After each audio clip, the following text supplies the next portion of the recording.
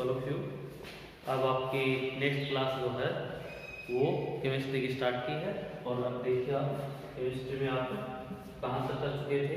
हम पढ़ रहे थे नाभिक स्नेही प्रतिस्थापना विधि। नाभिक स्नेही प्रतिस्थापना विधि किसकी? हेलोबेन। ये हमने देखा था बेंजीन, इसके ऊपर हेलोजन एटम जोड़ने का हेलोबेन। हेलोबेन की नाभिक स्नेही प्रतिस्थापना विधि हम पढ़ रहे थे। यहाँ पर हमने क्लोरोबेंजीन लिया था और इसकी रिएक्शन हमने NH3 के साथ Cu2O की प्रेजेंस में 470 केल्विन टेम्परेचर पर 75 मान लीजिए लगभग 475 केल्विन पर रिएक्शन करवाई थी। तो Cl क्लोराइड नाभिक स्नेही का प्रतिस्थापन जो है वह हो गया था एमीन से और एनिलीन बन गई। हमारे पास एनिलीन बन गई। यह नाभिक स्नेही प्रतिस्थापन अभिक्रिया हम कल लास्ट में देख चुके थे और इसमें हमने यहाँ तक पढ़ लिया था। बाकी मैंने आपको कहा था कि आप थोड़ा देख करके स्टडी करें कि और कौन कौन सी नाभिक स्नेही प्रतिस्थापन अभिक्रियाएं हैं। तो हम इसमें और नाभिक स्नेही प्रतिस्थापन अभिक्रियाएं देखें तो हम क्लोरोबेंजीन की अभिक्रिया जब CuCN के साथ 475 केल्विन टेम्परेचर के ऊपर करवाते हैं तो उस कंडीशन में यह 2 मोल अभिक्रिया कर लेता है और यह 2 मोल अभिक्रिया कर लेता है CuCN के साथ और 2 मोल CuCN अभिक्रिया करके और यहाँ पर बना लेगा साइनोबेंजीन। दोबारा ध्यान दें एक बार, यहाँ पर स्टोइकियोमेट्रिक कांस्टेंट जो है वो 2 होगा और 2 मोल CuCN होगा हमारे पास, तब जाकर के हमारे पास 2 मोल साइनोबेंजीन बनेगा और साइड प्रोडक्ट जो है वो बनेगा Cu2Cl। इसीलिए हमने ब्रोमो लिए 2 ऑपरेटन चाहिए हमें, 2 क्लोरोएटम और 2 साइनो जो है वो इस पर जुड़ जाएंगे। मतलब कहने का यह है कि नाभिक स्नेही साइनाइड जो सब्स्टिट्यूट कर देता है क्लोराइड को, प्रतिस्थापित कर देता है इतने 475 केल्विन टेम्परेचर पर और इस प्रकार से हम इसे देख सकते हैं। ये एक और नाभिक स्नेही प्रतिस्थापन अभिक्रिया है। अब नेक्स्ट हम देखते हैं इसी प्रकार से अगली नाभिक स्नेही प्रतिस्थापन अभिक्रिया जो है जिसमें नाभिक स्नेही का प्रतिस्थापन होगा वह है यहाँ पर यदि हम रिएक्शन जो हो NaOH से करवाते हैं NaOH तो यह 623 केल्विन टेम्परेचर के ऊपर अभिक्रिया संपन्न होगी। बहुत ही उच्च तापमान देना पड़ेगा और परिस्थितियां जो हो वो हार्ड होंगी, कठोर होंगी। मतलब 200 से 300 एटमॉस्फेरिक प्रेशर होगा और मतलब उच्च दाब होगा और NaOH और 623 केल्विन तापमान पर अभिक्रिया होगी और यहाँ पर OH माइनस नाभिक स्नेही Cl माइनस को सब्स्टिट्यूट कर देगा और प्लस में NaCl। मैं एक बार आपको बता दूं कि हम पढ़ रहे नाभिक स्नेही प्रतिस्थापन। लास्ट अभिक्रिया जो हमने पढ़ी थी एनिलीन का विघटन जिसमें हो रहा था, एनिलीन बन रही थी, वो हमने देखी थी NH3 के साथ अभिक्रिया Cu2O की उपस्थिति में 475 केल्विन पर करवाते हैं, 70-75 केल्विन लिख सकते हो आप, पर करवाते हैं तो उस कंडीशन में एनिलीन प्राप्त हो जाती है। उसके बाद हमने देखा CuCN के साथ करवाते 475 केल्विन पर तो साइनोबेंजीन प्राप्त हो जाती है और कठोर परिस्थितियों में यह NaOH के साथ करवाते तो फिनोल प्राप्त होता है, इसका नाम फिनोल। आप ये ध्यान दीजिए है साइनोबेंजीन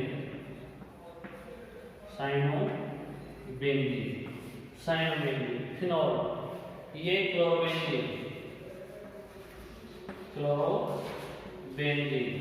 इस प्रकार से हम कुल जो नाभिक स्नेही प्रतिस्थापना अभिक्रियाएं हैं उनके बारे में हम देख रहे हैं। मैंने आपको पहले बता दिया था कल ही कि नाभिक स्नेही प्रतिस्थापना अभिक्रियाओं के प्रति हेलोबेंजीन जो हैं वो बहुत कम क्रियाशील होते हैं। इसके कारण भी आपको बताए थे कि किस प्रकार से द्विबंध जो है उसके गुण आ जाते हैं और कैसे मध्यवर्ती जो है स्थायित्व कम होता है। इसलिए कठोर परिस्थितियां, प्रबल परिस्थितियां प्रेरक के साथ लेने पर अभिक्रिया जो है वो संपन्न होती है। इस प्रकार हम फिनोल बना सकते हैं। अब नेक्स्ट इस प्रकार से आप लोग बता रहे हैं कि ये परिस्थितियां जो है वो बहुत हार्ड लेनी पड़ रही है, उसके साथ रिएक्शन जो है वह कंप्लीट हो रही है। अब और आगे चलते हैं।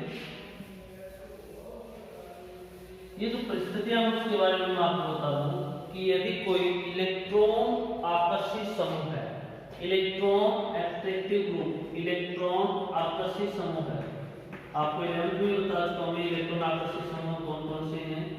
इलेक्ट्रॉन आकर्षी समूह है यदि ऑर्थो अथवा पैरा पोजीशन पर स्थितियों पर जुड़ा हुआ हो, स्थितियों पर जुड़ा हुआ हो, कौन सी स्थितियों पर, ऑर्थो और पैरा स्थितियों पर जुड़ा हुआ हो, तो उस कंडीशन में जो प्रतिस्थापन है, नाभिक स्नेह प्रतिस्थापन, वो आसान हो जाता है। ये इलेक्ट्रॉन आकर्षी समूह कौन से हैं इनके बारे में देखते हैं। ये इलेक्ट्रॉन आकर्षी समूह जो है वो है नाइट्रो समूह, वो है सल्फोनिक समूह है, वह है एल्डिहाइड, वह है कीटोन। इस प्रकार से बहुत सारे समूह जो इलेक्ट्रॉन आकर्षी समूह हैं, कहना मतलब मेरा ये है कि जिनके इलेक्ट्रॉन आकर्षी समूह जिनके मेटानेट जैसे प्रभाव होते हैं वो हमने लिए थे, वो इलेक्ट्रॉन आकर्षी समूह की श्रेणी में है। तो आप एक बार दोबारा देख लें, नाभिक स्नेह प्रतिस्थापन जो है वह बहुत ही कठिन होता है, कठिन परिस्थितियों में संपन्न होता है, लेकिन यदि इलेक्ट्रॉन आकर्षी समूह की उपस्थिति ऑर्थो और पैरा स्थितियों पर हो, जैसे NO2, CH, COR, COOH वगैरह जो हैं उनकी उपस्थिति ऑर्थो और पैरा पर हो, तो यह नाभिक स्नेही प्रतिस्थापन को आसान बना देते हैं। ये नाभिक स्नेही प्रतिस्थापन को आसान बना देते हैं, क्योंकि इलेक्ट्रॉन आकर्षी समूह होने पर वो बनने वाले मध्यवर्ती को स्थायी कर देता है, आसानी से जो ग्रुप है वो सब्स्टिट्यूट हो जाता है यदि इलेक्ट्रॉन आकर्षी समूह जो है उसकी उपस्थिति हो। तो हम देखते हैं कि इलेक्ट्रॉन आकर्षी समूह की उपस्थिति का प्रभाव क्या कुछ होता है वो देखते हैं। मान लीजिए हमने लिया क्लोरोबेंजीन, इसकी रिएक्शन यदि मैं एक्वाटिक, इसकी रिएक्शन यदि मैं aquatic NaHCO3 sodium hydrogen carbonate NaHCO3 से करवाता हूं जलीय, एक्वाटिक का मतलब यहाँ पर है जलीय सोडियम बाइकार्बोनेट से करवाता हूं, तो उस कंडीशन में हमें बहुत उच्च हाई टेम्परेचर या उच्च ताप जो है वह देना पड़ेगा, और उच्च ताप देंगे तो उस जलीय NaHCO3 जो है वह NaOH में कन्वर्ट हो जाएगा, और उच्च तापमान पर यह चेंज हो जाएगा इसमें फिनॉल में, यह चेंज हो जाएगा फिनॉल में। लेकिन यदि इलेक्ट्रॉन आकर्षी समूह की उपस्थिति है, जैसे फॉर एग्जांपल हमने लिया ऑर्थो पोजीशन पर या पैरा पोजीशन पर हमने एक समूह ले लिया यहाँ पर NO, यदि हमने ये ले लिया तो अब एक्वाटिक NaHCO3 ये बीच में ये प्राप्त होता है, एक्वाटिक ये लेते हैं जल अपघटन पर यही देता है NaOH, लेकिन ये है क्वांटिटी कम धीरे धीरे अपघटित होते हुए देता है, इसलिए एक्वाटिक NaOH लेते हैं। तो यदि ऑर्थो पोजीशन पर यह है तो यह रिएक्शन 400 केल्विन पर संपन्न होगी, 400 केल्विन टेम्परेचर जो है उस पर यह कंप्लीट हो जाएगी रिएक्शन, जबकि यह रिएक्शन बहुत उच्च तापमान पर ही संपन्न होती है। यह कुछ निम्न तापमान पर मतलब 400 केल्विन पर संपन्न हो जाएगी यदि ऑर्थो अथवा पैरा स्थिति पर एक नाइट्रोफिनॉल की उपस्थिति हो, तो यहाँ पर ऑर्थो नाइट्रोफिनॉल जो है वो बन जाएगा। साथ ही साथ आप जो नेम है उन पर भी ध्यान देते जाएं, यहाँ पर हमारे पास बन जाएगा ortho nitrophenol, ortho nitrophenol,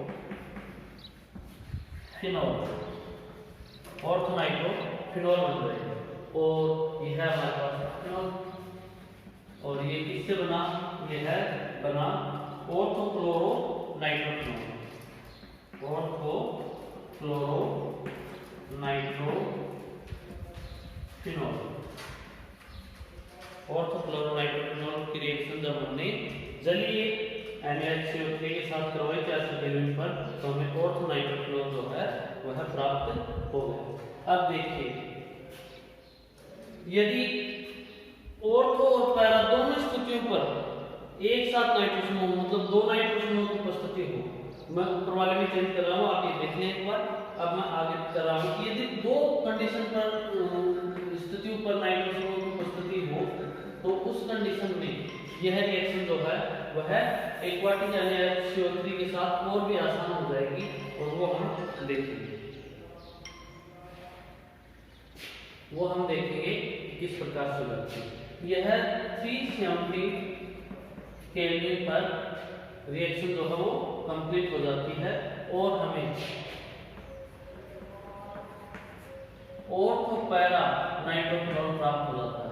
ortho para dinitrophenol जो है वो प्राप्त हो जाता है। ऑर्थो पैरा डाइनाइट्रोफिनॉल जो है वो प्राप्त हो जाता है, मतलब टेम्परेचर और भी कम की जरूरत पड़ेगी हमें, कंडीशन जो है वो कम हार्ड होगी, और पहले हमने देखा था कि कंडीशन जो है वो ज्यादा हार्ड थी, अब कंडीशन जो है वो कम हार्ड हो गई है, और ऑर्थो पैरा डाइनाइट्रोफिनॉल जो है वह प्राप्त हो गया।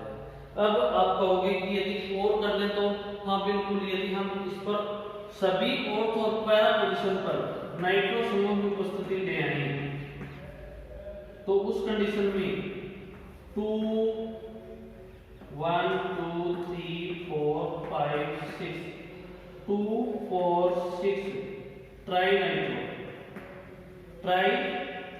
नाइट्रो क्लोरोबेंजीन जो है वो लेते हैं।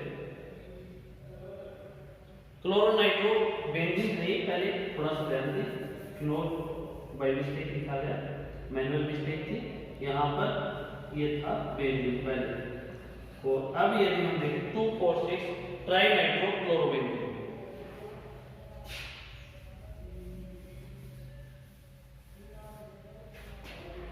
या ऐसे लिख सकते हैं, चलो वैसे लिखते 2 4 6 ट्राई नाइट्रो क्लोरोबेंजीन। क्लोरोबेंजीन को हम मान लेते हैं कि ये हमारा जो रिएक्टेंट है वह मुख्य अभिकर्मक है, तो हम इस प्रकार से नाम लिख सकते हैं। अब यहाँ पर तीनों पोजीशन पर नाइट्रो समूह की प्रेजेंस होगी, तो आपको ये पहले बता देता हूँ, इसका नेम जो है वो मैं आपको पहले बता देता हूँ। इसका जनरल नेम जो है वह है पिक्रिक एसिड, पिक्रिक एसिड। इसका एक्वेशन नेम जो है वह होगा 2 4 6 ट्राई नाइट्रो फिनॉल। ये एक महत्वपूर्ण प्रोडक्ट है, महत्वपूर्ण उत्पाद है। आप यदि आपको फास्ट लग रहा है तो आप वीडियो को रोक करके अच्छे से समझ सकते हैं, और थोड़ा सा रिवर्स करके दोबारा पढ़ सकते हैं, 2-3 बार आप इसे पढ़ सकते हैं। तो आपको ध्यान देना, समझ में आए तो आप वीडियो रिपीट कर लें, और कमेंट्स पर आप कमेंट्स में लिख करके बता दें कि आप किस प्रकार से क्या चीज़ आपको प्रॉब्लम दे रही है, समझ में नहीं आ रही, तो उसे मैं आपको अच्छे से समझा दूँ। दोबारा देख लें, हम नाभिक स्नेह प्रतिस्थापन नाभिक स्नेह पढ़ रहे हैं। एक्वाटिक NaCO3 की प्रेजेंस में यदि हम नाभिक स्नेह की प्रतिस्थापन करवाएं, तो यदि नाइट्रो समूह की उपस्थिति होती है तब तो अभिक्रिया जो है वो आसानी से होती है, ऑर्थो और पैरा पर होती है तो, और यदि नाइट्रो समूह की उपस्थिति नहीं होती तो उच्च ताप पर अभिक्रिया संपन्न होती है, उच्च ताप और ताप की परिस्थितियों में। यदि इसकी उपस्थिति होती है एक की ऑर्थो या पैरा पर, तो 400 केल्विन तक ही काम चल जाता है टेम्परेचर से। यदि दो हो तो 370 ही पर्याप्त होगा, और यदि तीनों ऑर्थो और पैरा पोजीशन पर हो तो उस कंडीशन में मात्र 300 केल्विन, मतलब और कम तापमान जो है उस पर रिएक्शन कंप्लीट हो जाएगी, और मात्र 300 केल्विन पर ही अभिक्रिया हो जाएगी। कहने का मतलब ये है कि लगभग रूम टेम्परेचर पर ही अभिक्रिया हो जाएगी। रूम टेम्परेचर 298 केल्विन, तो लगभग वही है, तो रूम टेम्परेचर पर ही रिएक्शन जो है वह हो जाती है। यदि पिक्रिक एसिड हमें बनाना हो तो 2 4 6 ट्राई नाइट्रो क्लोरोबेंजीन। आप इसे अच्छे से देख सकते हैं, चाहो तो आप स्क्रीनशॉट भी इसका ले सकते हो और उसके बाद इसे पढ़ सकते हो। तो इस प्रकार से आपने देखा कि हम नाभिक स्नेह प्रतिस्थापन अभिक्रियाएं जो हैं वो भी देख चुके हैं अच्छे से, और अब हम नाभिक स्नेह प्रतिस्थापन अभिक्रियाओं की प्रतिक्रियाशीलता का क्रम देखते हैं। नेक्स्ट हेडिंग जो है वो रख दीजिए, कॉपी पेन साथ में लेकर के बैठा करो और आप जो हेडिंग्स वगैरह हैं वो साथ में रख दो। अब चलो हम नेक्स्ट हेडिंग रखते हैं, नाभिक स्नेह प्रतिस्थापन के प्रति अभिक्रियाशीलता का क्रम। नाभिक स्नेही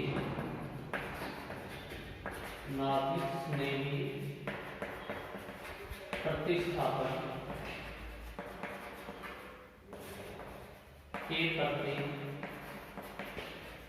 अभिक्रियाशीलता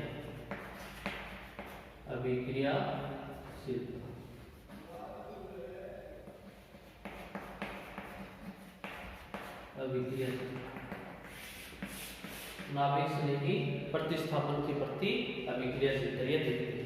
तो मैंने आपको पहले ही बताया था कि हेलोबेंजीन जो है, क्वेश्चन दे दो, हेलोबेंजीन जो है वह कम क्रियाशील होता है, इससे अधिक क्रियाशील जो है वो एल्किल हैलाइड जो है वो इससे अधिक क्रियाशील होते हैं। इन दोनों से भी अधिक क्रियाशील जो है वह होता है बेंजीन हैलाइड। ये बेंजीन ग्रुप, ध्यान रखें आप, बेंजीन ग्रुप का यदि हम ये लेते हैं तो फेनिल ग्रुप, मतलब मेरा कहना मतलब ये है कि ये फेनिल, लेकिन यहाँ पर CH2 और ये ग्रुप लें तो ये बेंजीन ग्रुप। और बेंजीन हैलाइड जो होते हैं वो सबसे ज्यादा क्रियाशील होते हैं इसके प्रति, नाभिक स्नेह प्रतिस्थापन अभिक्रियाओं के प्रति। नाभिक स्नेह प्रतिस्थापन अभिक्रियाओं के प्रति सबसे ज्यादा क्रियाशील ये होते हैं, उससे कम ये सबसे कम है। सबसे कम इन दोनों को तो हम कंपैरेटिवली इसे देख चुके हैं कि ये हमने नाभिक स्नेह प्रतिस्थापन करवाया था और इसकी केमिकल रिएक्शंस वगैरह देख ली थी। उसके बाद हमने ये बताया था, तो रेजोनेंस के थ्रू हमने बता दिया था कि डबल बॉन्ड की नेचर आ जाने के कारण क्या होता है कि यह इजीली सब्स्टिट्यूट नहीं होता है, और इजीली सब्स्टिट्यूट नहीं होता है तो नाभिक स्नेह प्रतिस्थापन की प्रतिक्रियाशीलता सबसे कम रहती है इसकी, और इसकी क्रियाशीलता जो है वो इससे अधिक, सर्वाधिक इसकी होती है, सबसे ज्यादा इसकी होती है। इसकी क्यों होती है वो देखिए।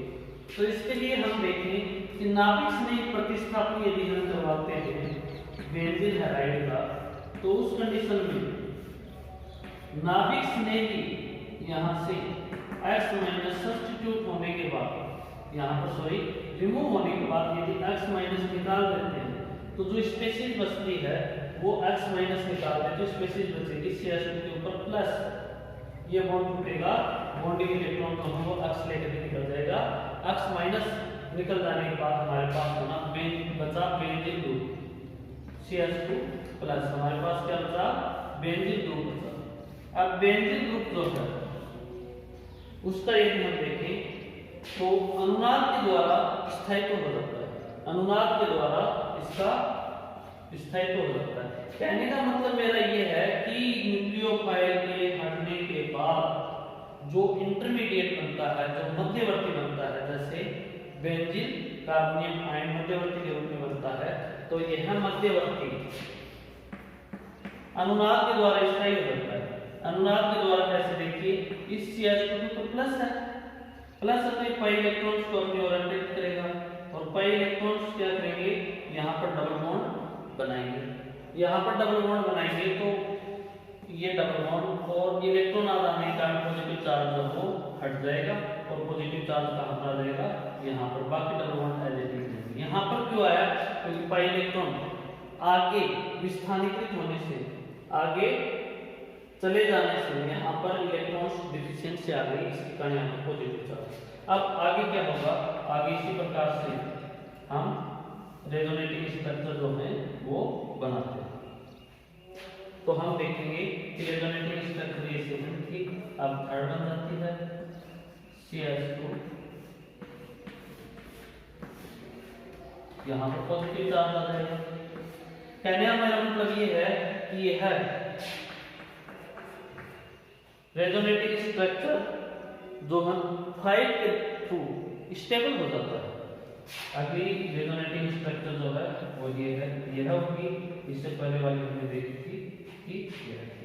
अब ये पाई इलेक्ट्रॉन यहाँ आएंगे तो ये CH2,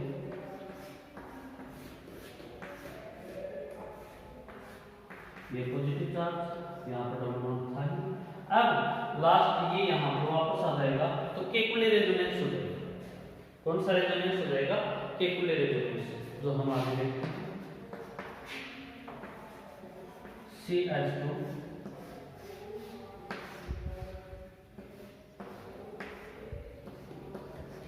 फर्स्ट एंड फिफ्थ में जो रेजोनेंस है वो केकुले रेजोनेंस है। फर्स्ट एंड फिफ्थ यदि हम देखें तो केकुले रेजोनेंस है।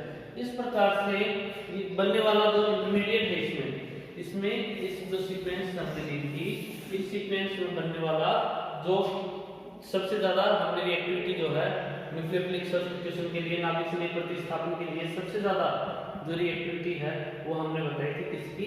बेंजील हैलाइड की। और ये बेंजील हैलाइड जो है ये है सबसे ज्यादा रिएक्टिव जो है। तो इसके लिए मैंने आपको बताया कि जो इंटरमीडिएट बनता है स्टेप फर्स्ट में, जब रिएक्शन जो है वो नाभिक स्नेह प्रतिस्थापन अभिक्रिया जो है वह SN1 मैकेनिज्म से संपन्न होगी। SN1 और SN2 के बारे में हम पढ़ चुके हैं।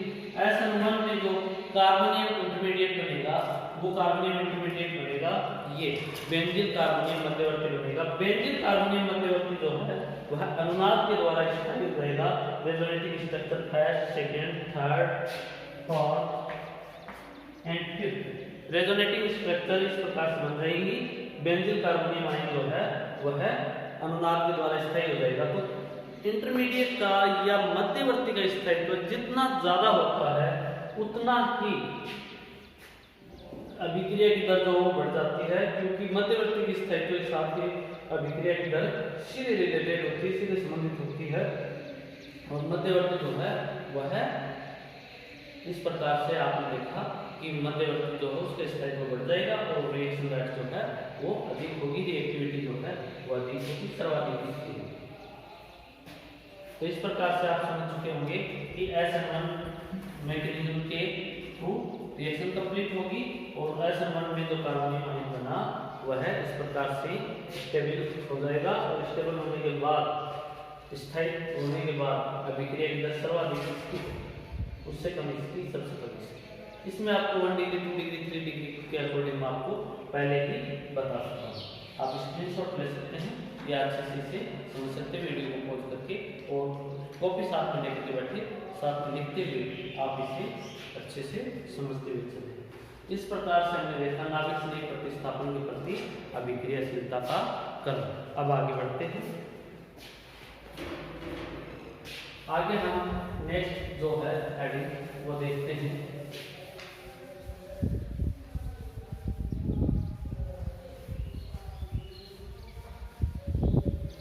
फ्रेऑन या क्लोरोफ्लोरोकार्बन।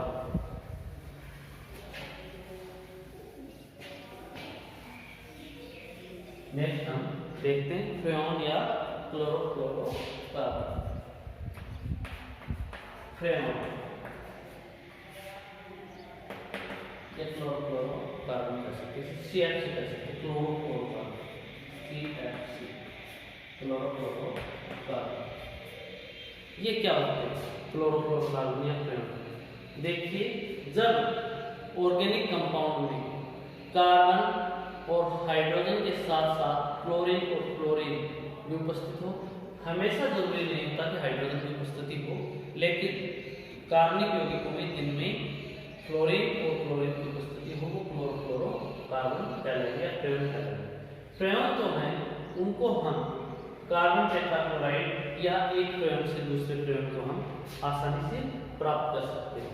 तो हम सबसे पहले ये हम देखते हैं विरचन। तो इनका विरचन कैसे होता है वो देखिए। विरचन करने के लिए हम CCl4 लेते हैं, टेट्राक्लोरोकार्बन। इसके रिएक्शन यदि हम HF के साथ करवा दें, HbCl5 के प्रेजेंस में गर्म करके, तो उस कंडीशन में HCl निकल जाएगा और CFCl3 बन जाएगा। यदि हम CFCl3 की रिएक्शन दोबारा HF से करवा दें इसी प्रेजेंस में, यही प्रेजेंस होगी, यही HCl का निष्कासन होगा, तो उस कंडीशन में CF2Cl2 जो है वह बन जाएगा। क्लोरोफ्लोरोकार्बन है, क्लोरोफ्लोरोकार्बन।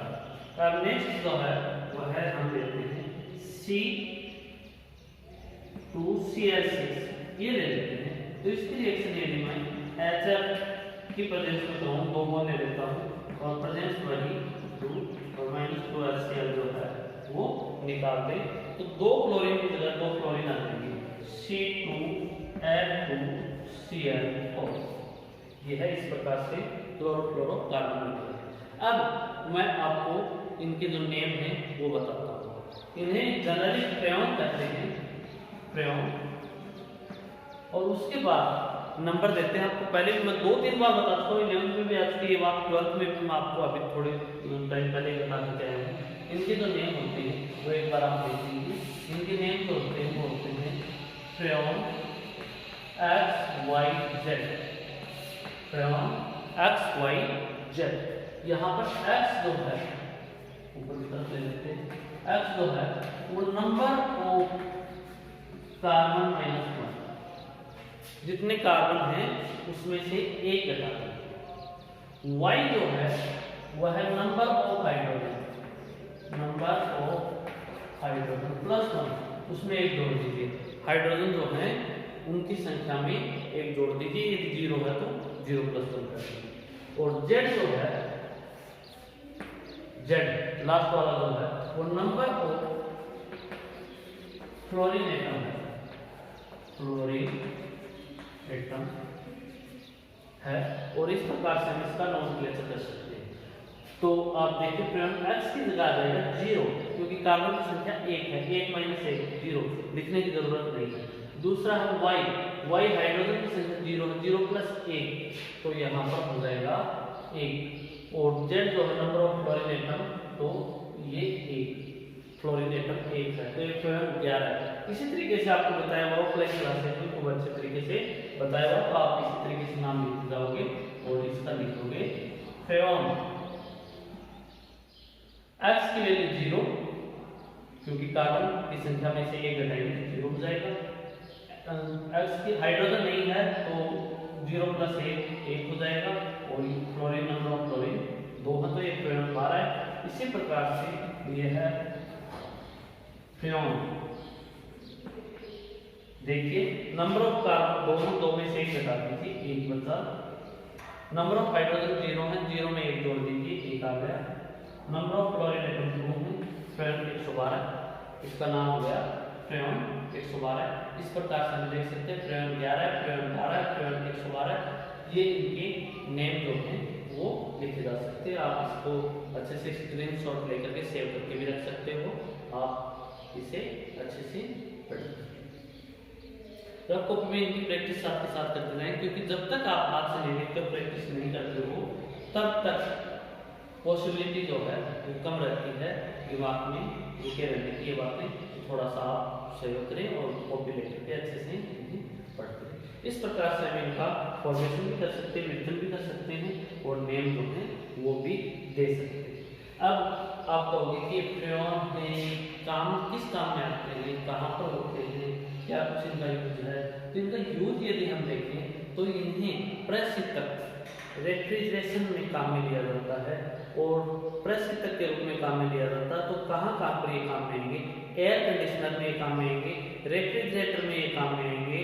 और इसी प्रकार से ये क्रियाशील नहीं होते हैं, इसी कारण से फ्रिज में रखा जो भोजन है उसके साथ ही क्रियाशीलता नहीं दर्शाते और इसके साथ ये किसी प्रकार की क्रिया नहीं करते। इसलिए इनको हम एक्रिविलाइट के रूप में भी काम में ले सकते हैं, नॉन रिएक्टिव सॉल्वेंट के रूप में भी हम इन्हें काम में ले सकते हैं। तो नॉन रिएक्टिव सॉल्वेंट जो है उसके फॉर्म में भी ये काम में आते हैं। तो इनकी यूजेज हैं, इसके साइड इफेक्ट जो है वो देखते हैं, फिर उसके बाद इसके साइड इफेक्ट जो है वो देखते हैं।